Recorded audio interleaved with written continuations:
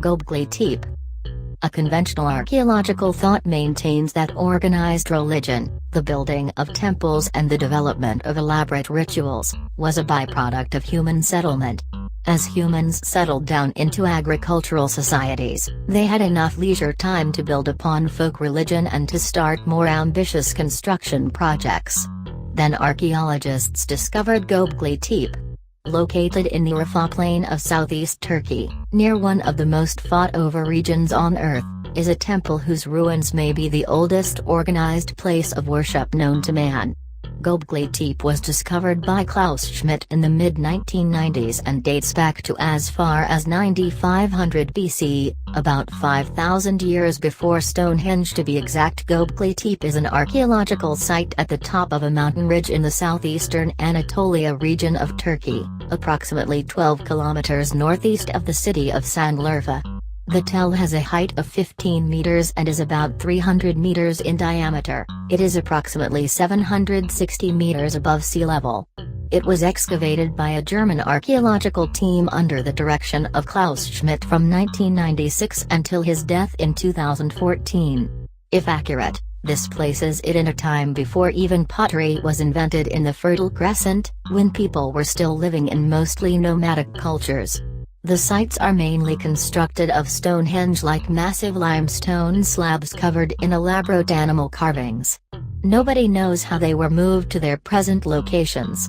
The writing in those pillars includes two phases of ritual use dating back to the 10th, 8th millennium BCE. During the first phase, Pre-Pottery Neolithic A, PPNA, circles of massive T-shaped stone pillars were erected. More than 200 pillars in about 20 circles are currently known through geophysical surveys. Each pillar has a height of up to 6 meters and a weight of up to 20 tons. They are fitted into sockets that were hewn out of the bedrock. In the second phase, Pre-Pottery Neolithic B, PPNB, the erected pillars are smaller and stood in rectangular rooms with floors of polished lime. The site was abandoned after the PPNB-period. Younger structures date to classical times. The purpose of the structures is not yet clear. Excavator Klaus Schmidt believed that they had been early Neolithic sanctuaries. Schmidt, who died in 2014, and his successor, Leclerc, believed that the ruins were religious and served as a site for rituals long before most archaeologists think that fixed, organized religious activity took place and that they were built by the hunter-gatherer cultures that lived at the time, overturning the conventional timeline of religious evolution. They noted that the sites showed no evidence of habitation and were continuously maintained, with older sites buried and new ones constructed to take their place. The site was first noted in a survey conducted by Istanbul University and the University of Chicago in 1963. American archaeologist Peter Benedict identified it as being possibly Neolithic and postulated that the Neolithic layers were topped by Byzantine and Islamic cemeteries. The survey noted numerous flints. Huge limestone slabs, upper parts of the T-shaped pillars, were thought to be grave markers. The hill had long been under agricultural cultivation, and generations of local inhabitants had frequently moved rocks and placed them in clearance piles, possibly destroying archaeological evidence in the process. But others have contested this conclusion. Canadian anthropologist E.B. Banning contends that, far from being nomadic, the site served as an early home for some of the first settlers of the region. She points out that the idea of separating religious spaces from more ordinary ones like homes is a Western conceit that the ancient Near East did not share at the time.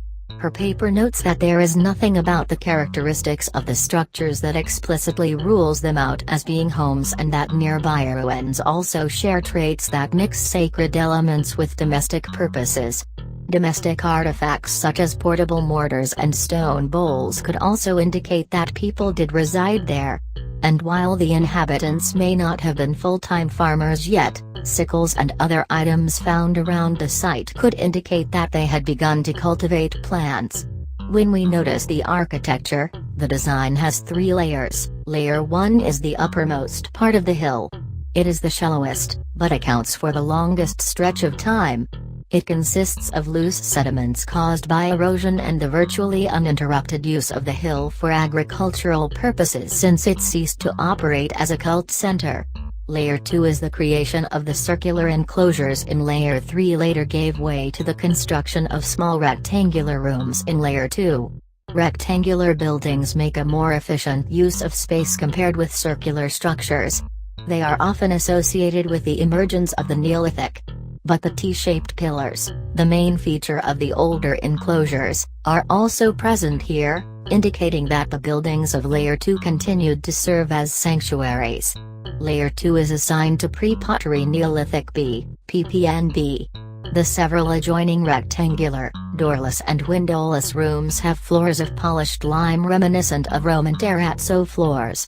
Carbon dating has yielded dates between 8800 and 8000 BCE. Several T-pillars up to 1.5 meters tall occupy the center of the rooms. A pair decorated with fierce-looking lions is responsible for the name lion pillar building by which their enclosure is known. And Layer 3 at this early stage of the site's history, circular compounds or tamine first appear. They range from 10 to 30 meters in diameter. Their most notable feature is the presence of T-shaped limestone pillars evenly set within thick interior walls composed of unworked stone. 4 such circular structures have been unearthed so far. Geophysical surveys indicate that there are 16 more, enclosing up to 8 pillars each, amounting to nearly 200 pillars in all. The slabs were transported from bedrock pits located approximately 100 meters from the hilltop, with workers using flint points to cut through the limestone bedrock. 2 taller pillars stand facing one another at the center of each circle. Whether the circles were provided with a roof is uncertain. Stone benches designed for sitting are found in the interior. Many of the pillars are decorated with abstract. Göbekli Tepe is regarded as an archaeological discovery of the greatest importance since it could profoundly change the understanding of a crucial stage in the development of human society. Ian Hodder of Stanford University said, "Göbekli Tepe changes everything. It shows that the erection of monumental complexes was within the capacities of hunter-gatherers and not only of sedentary farming communities as had been previously assumed. As excavator Klaus Schmidt put it, first came the temple, then the city. Not only its large dimensions, but the side-by-side existence of multiple pillar shrines makes the location unique. There are no comparable monumental complexes from its time. It remains unknown how a force large enough to construct, augment, and maintain such a substantial complex was mobilized and compensated or fed in the conditions of pre-sedentary society. Scholars cannot interpret the pictograms, and do not know for certain what meaning the animal reliefs had for visitors to the site. The variety of fauna depicted, from lions and boars to birds and insects, makes any single explanation problematic. As there is little or no evidence of habitation, and the animals pictured are mainly predators, the stones may have been intended to stave off evils through some form of magic representation. Alternatively, they could have served as totems. The assumption that the site was strictly cultic in purpose and not inhabited has also been challenged by the suggestion that the structures served as large communal houses, similar in some ways to the large plank houses of the northwest coast of North America with their impressive house posts and totem poles. T is not known why every few decades the existing pillars were buried to be replaced by new stones as part of a smaller, concentric ring inside the older one. Human burial may or may not have occurred at the site. The reason the complex was carefully backfilled remains unexplained. Until more evidence is gathered, it is difficult to deduce anything certain about the originating culture or the site's significance.